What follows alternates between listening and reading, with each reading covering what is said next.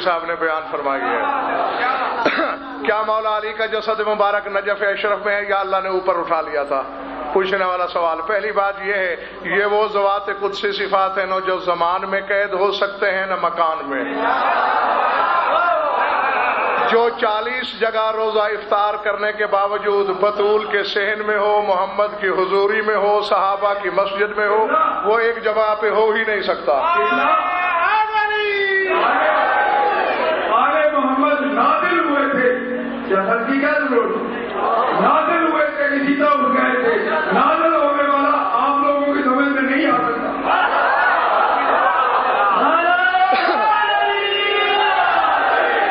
لیکن اب پھر دوسرا سوال پیدا ہو جائے گا، شاید کوئی یہ سوچے کہ اگر وہ نجف میں محدود نہیں تو پھر ہم نجف کیوں جاتے ہیں؟ کیا اللہ کعبے میں محدود ہے؟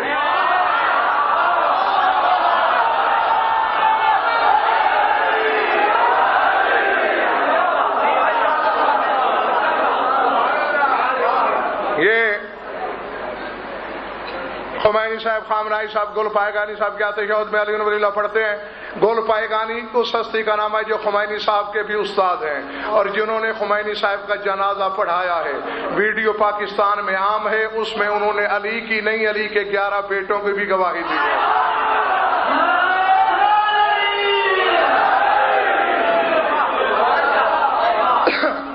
5 نمازیں ہیں، شیعہ 3 کیوں؟ شیعہ 3 نمازیں نہیں پڑھتے، نمازیں 5 ہی پڑھتے ہیں۔ اذانیں اور اوقات 3 ہیں ان کے، اور اگر شک و شبہ کا شکار ہو تو حج پہ چلے جاؤ، وہاں ظہر اثر ملا کے پڑھی جاتی ہے، مغرب عشاء بھی ملا کے پڑھی جاتی ہے۔ اگر بے دینی ہے تو وہاں بند کر دو، دین ہے تو یہاں شروع کر دو۔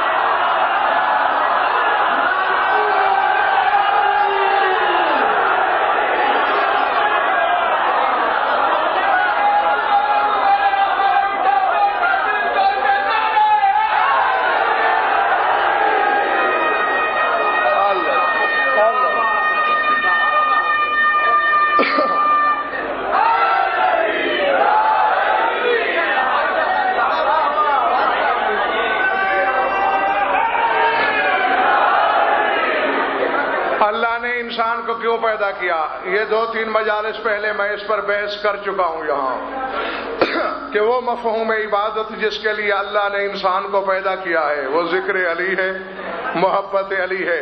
اگر علی کا ذکر کرانا مقصود نہ ہوتا، نہ انسان ہوتا، نہ انسان کا باپ آدم ہوتا۔ کیا کسی غیر سید کا سید زادی سے نکاح جائز ہے؟ سید زادی خمس لینے والی ہے، غیر سید صدقہ لینے والا ہے۔ صدقے اور خمس کو جمع نہیں کیا جا سکتا۔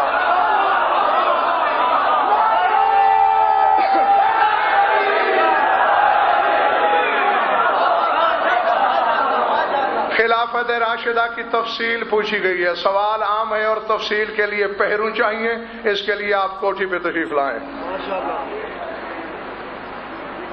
جو سوال پرسوں کیا تھا اس کا جواب مکمل نہیں ملا، تکمیل کے لیے اب ظاہر ہے کہ ممبر پہ اجمالی جواب ہو سکتے ہیں، تفصیلی نہیں۔ ایک سوال کا تفصیلی جواب دینے بیٹھے بندہ تو پھر ایک سوال کے لیے 1 دن کی ضرورت ہے، اور میں نے کہا تھا جسے تفصیل چاہیے وہ کوٹھی پہ آئیں۔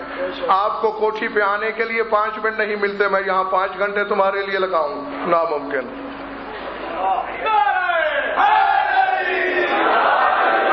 اہل سنت کے نزدیک نماز کے درود اور سٹیج کے درود میں فرق ہے، لیکن مذہب آل محمد میں درود چاہے نماز میں ہو، سٹیج میں ہو، سوتے میں ہو، جاگتے میں ہو، ایک ہی ہوتا ہے۔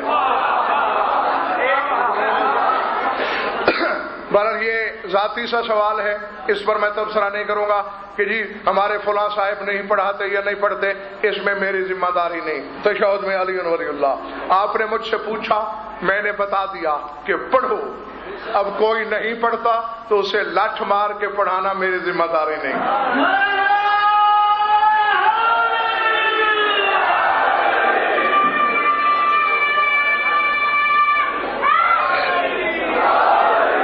کیا کسی امام نے شبیہ ذوالجناح بنائی؟ کیا عجیب اور جاہلانہ سوال کرتا ہے زمانہ۔ آج تک چاند کے زمانے میں بھی پیدل سواریوں والے زمانے کی بات کرتے ہیں لوگ۔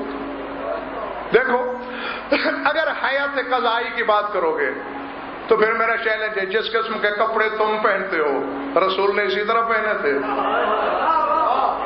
کیا آج میں خدا کا لباس یہی تھا؟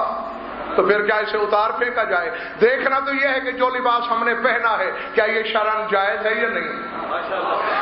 آیت قضائی کے نہیں، بات نفس مضمون ماہیت مسئلہ کو پوچھنا چاہیے، یعنی مطلق شبیہ کو پوچھو۔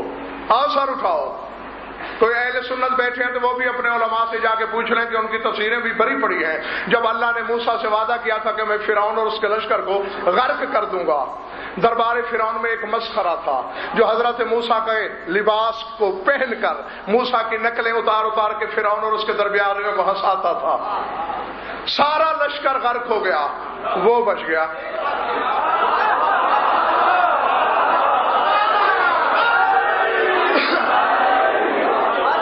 گھبرائے ہوئے تو نہیں ہو؟ موسیٰ نے پوچھا پالنے والے تو فرعون کو بچا لیتا تو شاید مجھے اتنی تکلیف نہ ہوتی جتنی اس بے دین کے بچانے سے ہی ہے۔ یہ تو میری نقلیں اتار اتار کے مجھے اذیت پہنچاتا تھا۔ پتہ ہے اللہ نے کیا جواب دیا؟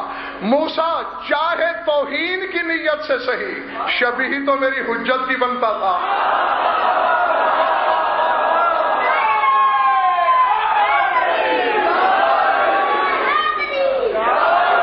اور میری غیرت کبریائی نے گوارا نہیں کیا کہ جو میری حجت کی شبیہ بنے میں اسے غرق کروں۔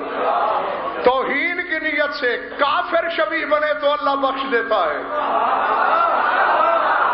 اور جو احترام کی نیت سے شبیہ بنائے تو اس کا مقام کیا ہوگا؟ کیا جناب عباس کے علم کا رنگ سیاہ تھا؟ کس قسم کے سوال پوچھے جا رہے ہیں؟ میری طرف دیکھو، سرخ، سفید، سیاہ، یہ تین رنگ صرف حضرت عباس کی بات نہیں، عہد رسالت سے لے کر عہد حسینی تک مختلف ادوار میں چلتے رہے ہیں۔ اس کے علاوہ اور رنگ کا علم میں نے تاریخ میں کتابوں میں کہیں نہیں پڑھا۔ جناب حسن کے جنازے پہ تیر مارنے والے کون تھے؟ اگر یہ بھی آج تک تمہیں پتہ نہیں چلا تو بہتر ہے کہ مذہب کی جان چھوڑ دی جائے۔ میں نے جناب ذاکر ریاض سے اشارت وال سے سنا ہے کہ جناب حسین کو نفل پڑھ کر بخشنا گناہ ہے۔ وضاحت کریں۔ نفل ہدیتاً ان کی بارگاہ میں پیش کرنا گناہ نہیں، لیکن اگر اس نیت سے تم پڑھتے ہو کہ جس طرح میں باپ کو ہدیہ کروں گا تو وہ بخشا جائے گا، اگر اس نیت سے تم پڑھتے ہو تو تمہارے کلمے پہ بھروسہ نہیں ہے تو شیعہ ہونا تو دور کی بات ہے۔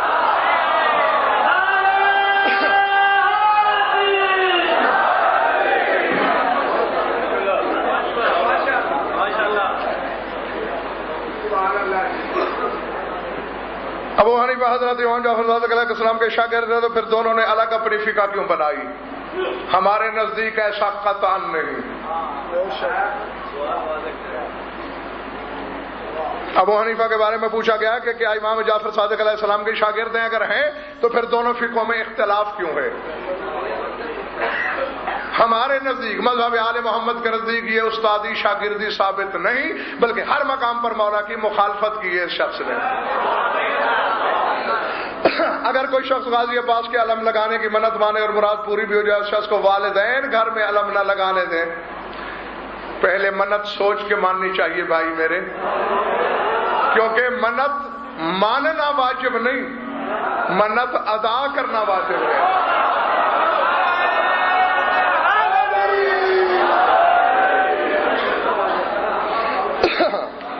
بی بی زینب سلام اللہ علیہا کا نکاح سادات سے ثابت کریں۔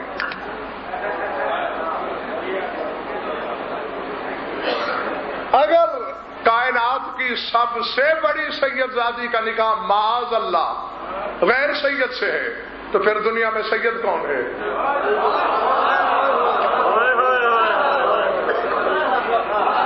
تمہیں یہ پتہ ہے نسب باپ سے بنتے ہیں، ماں سے نہیں۔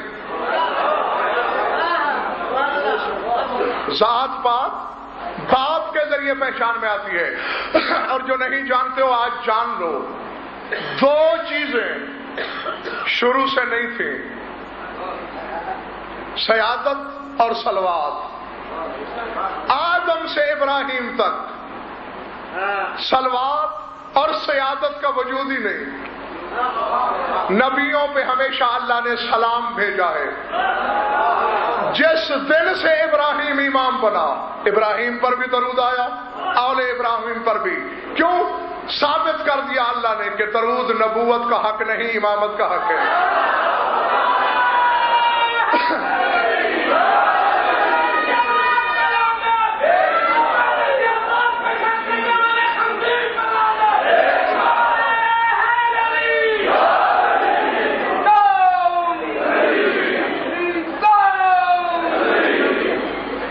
تھک گئے ہو تو بس کروں.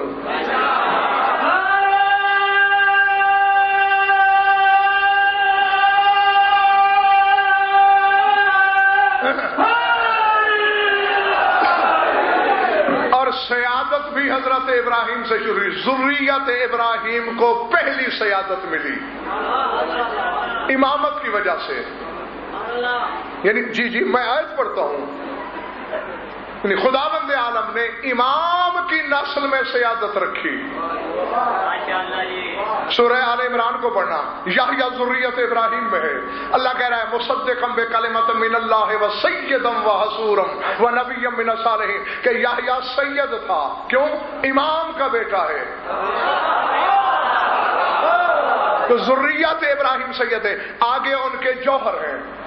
ذریت ابراہیم کا جوہر بنو ناظر، بنو ناظر کا جوہر بنو ہاشم، اور پھر بنو ہاشم کا جوہر بنو فاطمہ. تو نہیں، کیا یہ عقل میں آنے والی بات ہے کہ بگے شاہ جی کی ذات اور ہو اور تنظیم نقوی کی ذات اور ہو؟ بولو ایک ہے نا.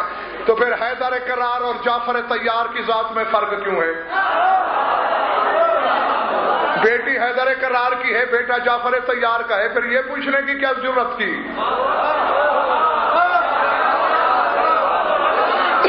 ہاں اگر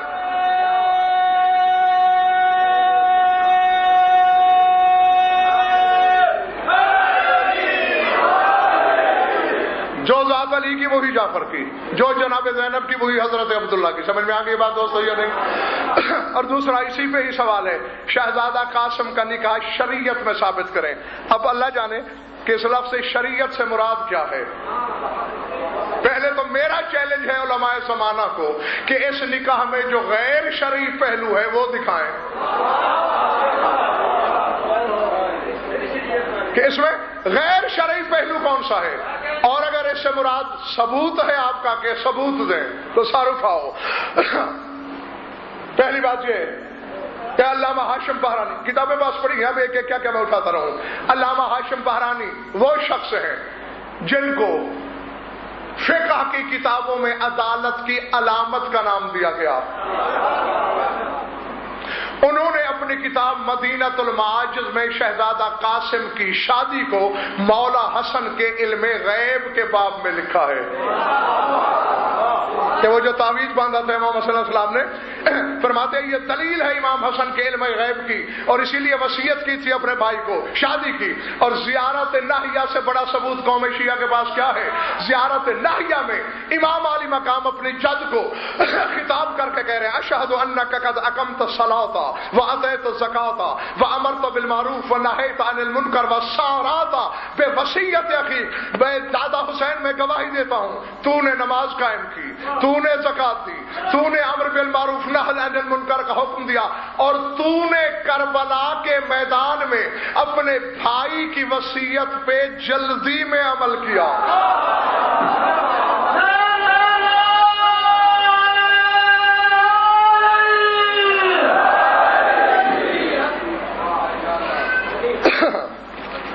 یہ اسی لیے کہا کرتا ہوں اخبار جتنا سوال لکھنے کی آپ کو حاجت ہی پیش نہ آتی، اگر آپ مجلس میں بیٹھ کر حاضر رہا کریں اور لفظ لفظ پہ غور کیا کریں. میری تقریر کا حوالہ دے کر کہا ہے کہ ہم تو آج تک یہی سنتے آتے ہیں کہ امام حسین علیہ السلام کا سر سجدے میں تھا، اور آپ نے میدان قیامت میں بی بی کے حوالے سے پڑھا ہے کہ وہ روک رہی تھی شمر کو. میں نے یہ لفظ کہے تھے کہ بی بی کبھی اپنی کلائی رکھتی تھی حسین کے گلے پر، کبھی اپنا گلا رکھتی تھی. اس سے یہ کہاں ثابت ہو گیا ہے کہ امام سجدے میں نہیں تھے؟ اسی لیے میں کہا کرتا ہوں کہ جیسے خطابت ہر ایک کو نہیں آتی، سماعت بھی ہر ایک کو نہیں آتی۔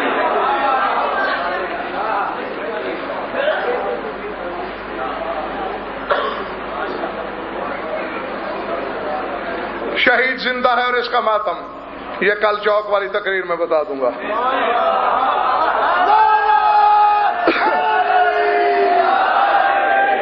زنجیر زنی سے جو خون نکلتا ہے، اس کے ساتھ نماز کے بارے میں کیا خیال ہے؟ اگر وقت وسیع ہے تو نہا لو، لیکن اگر وقت تھوڑا ہے تو اسی خون کی حالت میں پڑھ لو، ویسی نماز تم نے زندگی میں پڑھی ہی نہیں ہوگی۔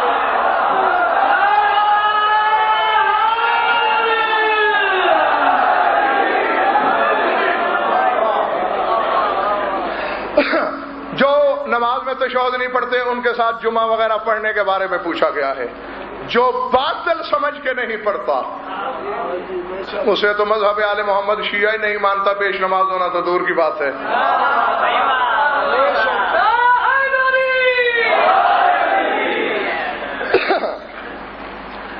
تقلید کی اس سوال کے لیے 3-4 سوال ہیں، تفصیلی جواب کے لیے بہت بڑے وقت کی ضرورت ہے۔ کیوں؟ ادھورے جواب میں کئی قباحتیں، کئی غلط فہمیاں پیدا ہو سکتی ہیں، اور میں غلط فہمیاں پھیلانے نہیں آیا، نہیں چاہتا ہوں۔ تفصیلی جواب کے لیے بکے شاہ جی کی کوٹھی پہ آ جانا۔ ہاں البتہ ایک جواب کا پابند ہونا چاہیے مجھے، بلکہ فریضہ ہے مجھ پہ، کیونکہ بظاہر اپنی طرف سے کسی نے علم جھاڑنے کی کوشش کی ہے، نام تو نہیں لکھا، قیاس کی تعریف کر کے مجھ پر الزام لگا رہا ہے کہ آپ آیات قرآنی پر قیاس کیوں کر رہے ہیں؟ خدا لگتی کہو، پوچھا جائے گا تم سے میدان قیامت میں۔ اس عشرے میں کوئی ایک دن بھی ایسا گزرا ہے کہ جب میں نے کسی آیت کی تفسیر بیان کی ہو اور ساتھ کتاب ہاتھ میں نہ لی ہو؟ بولو، بڑی سے بڑی عبارت پڑھی ہے یا چھوٹی سے چھوٹی، یا قرآن کی جو تفسیر میں نے بیان کی ہے تو کسی نہ کسی تفسیر کو ہاتھ میں لے کر کسی نہ کسی معصوم کا قول پڑھا ہے۔ اگر قول معصوم تفسیر بالرائے ہے تو میں اس گناہ سے توبہ کرنے کا سوچ ہی نہیں سکتا۔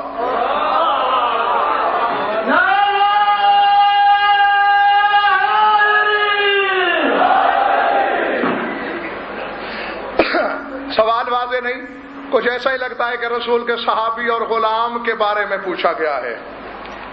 جہاں تک مجھے شبہ ہو رہا ہے شاید یہ سوال عابد شاہ کو میں نے روکا تھا نا کہ میرے مولا کو غلام نہ کہو، شاید اس کی روشنی میں سوال کیا گیا ہے جو کچھ مجھے محسوس ہوا ہے۔ وہ اس سے زیادہ وضاحت اس میں محسوس نہیں ہو رہی، تو میں نے ایک شمع تو اسی وقت بیان کر دیا تھا، علی غلام نہیں رسول کا، عبد ہے، اور عبد کے لغوی اور حقیقی معنی مطیع کے ہوتے ہیں۔ تم عبد خدا ہو یا نہیں؟ اللہ کے غلام ہو؟ بندگی سے مراد ہی اطاعت ہے، تو میرے مولا علی فرمانا چاہتے ہیں کہ میں محمد کے مطیعوں میں سے ایک مطیع ہوں۔ غلام کہہ کے تو رسول کو گالی دی جاتی ہے، نعوذ باللہ، رسول نے بیٹی غلام کو دی تھی۔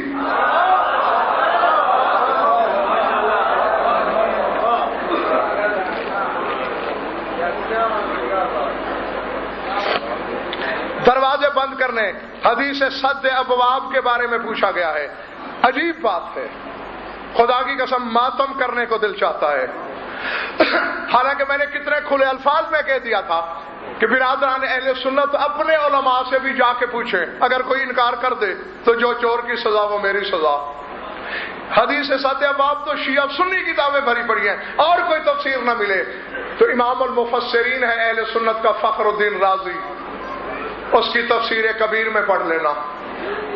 یعنی جو مسجد کے دروازے باقی سب لوگوں کے بند کرا دیے گئے تھے اور صرف علی اور نبی کا دروازہ چھوڑا گیا، تو یہ تفسیر کبیر میں ملتا ہے۔ اور آؤ تمہاری پرچیاں ہو گئی ختم، سوال کرنا بھی ہو تو تمہیں انداز بتاؤں سوال کا۔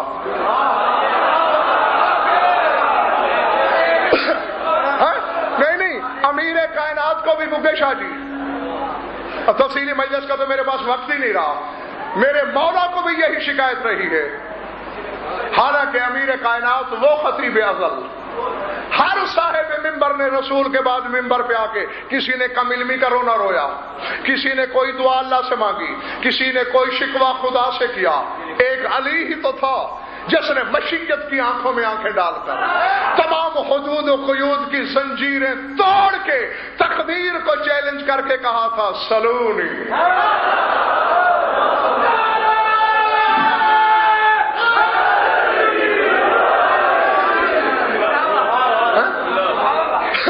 سوال کرو، اور یہ دعویٰ نقوی صاحب 4 قسم کا ہے، میں یہی سنا کر میں سمیٹ لوں گا اپنے بیان کو۔ کبھی یہ فرماتے تھے سلونی عن اسرار الغیوب، مجھ سے غیب کے اسرار پوچھو۔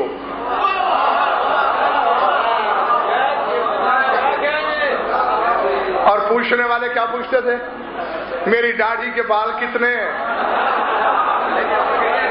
اور پھر مجبوراً میرے خیبر شکن کو جواب دینا پڑتا تھا کہ بال اتنے ہیں اور ہر بال کی بنیاد میں ایک ایک شیطان چھپا ہوا ہے۔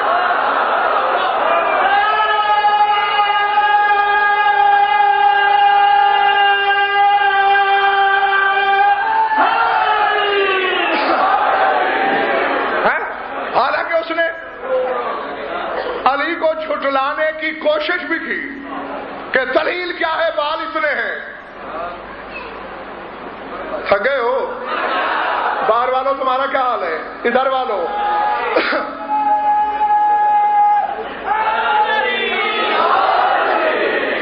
کیا دلیل ہے کہ بال اتنے ہیں؟ مولا فرماتے دلیل میں دیتا ہوں، اگر ایک بال کم یا زیادہ ہو تو علی کا قتل معاف، ورنہ اپنے آپ پہ لعنت کرے گا۔ مولا دلیل کیا ہے؟ فرمایا حجام بلوا لیتا ہوں، ایک ایک بال اکھاڑ کے گنتا ہے۔ جب گننے کا نام ہے تو پھر کہا نہیں یار میں نے تسلیم کر دیا۔ تو کبھی کہتے ہیں اسرار کا غیب پوچھو، کبھی کہتے ہیں سلونی اما دون العرش، عرش کے ماورا کے مسئلے پوچھو، کبھی کہتے ہیں سلونی ان طرق السماوات فانی اعلم بها منی من طرق الارض، آسمانوں کے راستے پوچھو، میں زمین کے راستوں کی نسبت آسمان کے راستوں کا زیادہ عالم ہوں۔ اور کبھی پابندیاں اٹھا، کیا ہوا؟ کبھی پابندیاں ہٹا کے مطلق فرمایا سلونی ما شئتم، جو چاہتے ہو پوچھو۔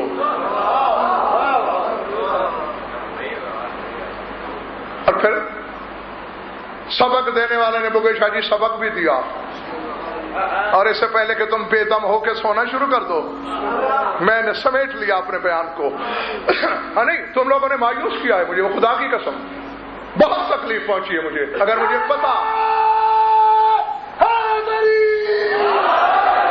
پتا ہوتا نا کہ تمہارا مبلغ علم اور تمہارے ذہنوں کی رسائی یہ ہے تو میں تم سے کہتا ہی نہ کہ 9 محرم کو سوال لانا۔ بخدا بہت دکھ پہنچا۔ میرا تو ارادہ تھا کہ کچھ ایسی باتیں پوچھی جائیں گی کہ جس سے آل محمد کے حقائق، ان کے اسرار، ان کے منازل، ان کے معارف کھلیں گے۔ جی ہے کہ ہمارے شیعہ ہمارے بچی بھی مٹی سے پیدا کیے گئے ہیں، ان کے تقسیم میں ہمارا دعائیں ولایت جو ہے وہ تقسیم کیا گیا، ملایا کیا ہے۔ میرا پوچھنا یہ ہے کہ کچھ اسپیشلائز یا پرٹیکولر قسم کے شیعہ ہے، یہ کامنلی سارے شیعہ اس میں شمار کیا ہے؟ جس نے بھی محمد و آل محمد کی ولایت کا اقرار کیا ہے اور جس کے بارے میں یہ ضمانت ہو کہ اسے آخری ہچکی اقرار ولا پہ آئے گی، وہ چاہے کوئی ہو، وہ چاہے سلمان ہو یا غضنفر جیسا گناہگار ہو۔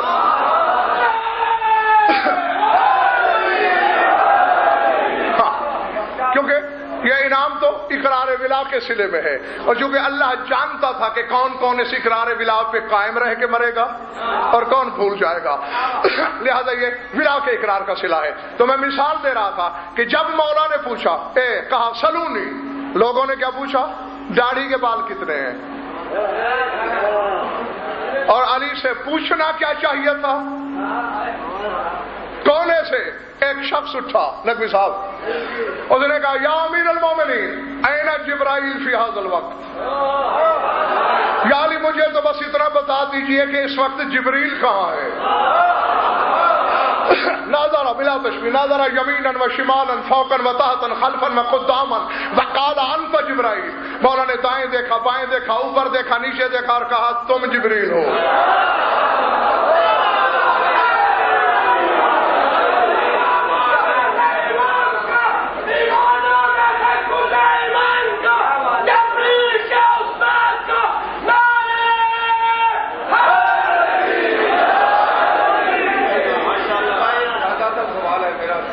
جی فرمائیں۔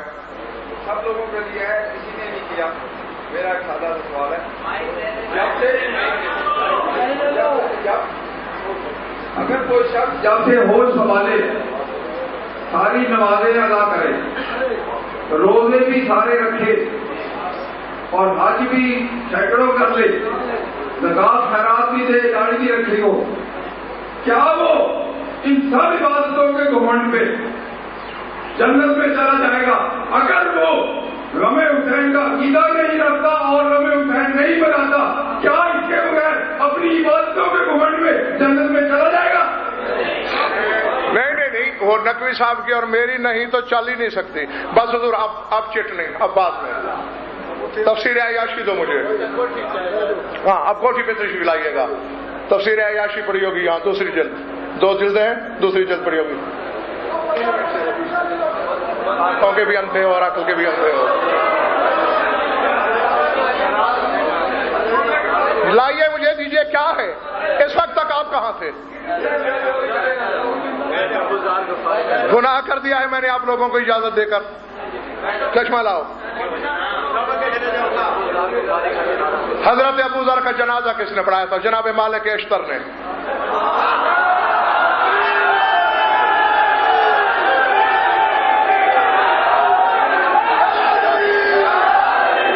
باقی یوں روٹنا نہیں چاہیے، ذکر آل محمد میں کوئی بڑا ہو چھوٹا ہو آ کے احسان نہیں کرتا کوئی، یہاں سائل بن کے آنا چاہیے۔